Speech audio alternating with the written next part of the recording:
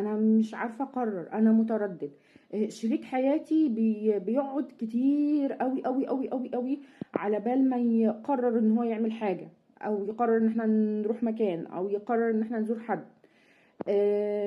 شريكة حياتي عايزه تبقى هي ست والراجل، عايزه انه على طول كلمتها هي اللي تمشي، عايزه تعمل اللي هي عايزاه ولغياني.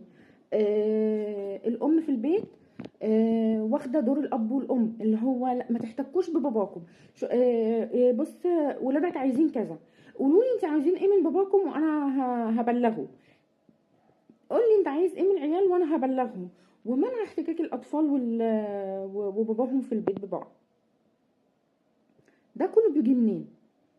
ده كله بيحصل ليه؟ ليه انا وشريك حياتي، او انا واختي، او انا لوحدي بعاني من الموضوع ده؟ بعاني ان انا اقدر اخد قرار ان انا اشتري حاجة، او ان انا اروح مشوار، او ان انا اطلع مصيف، او ان انا اسافر حتة معينة، او ان انا ادرس حاجة بحبها. ليه انا عايزة ابقى الاب والام؟ ليه انا عايزة كلمتي تمشي ومش عايزاه هو يقول اي حاجة؟ ليه انا بحاول افصله عن اولاده؟ ليه انا كراجل عايزه هي تاخد لي القرار؟ ليه انا كراجل مش عايزه اشيل مسؤوليه عيالي؟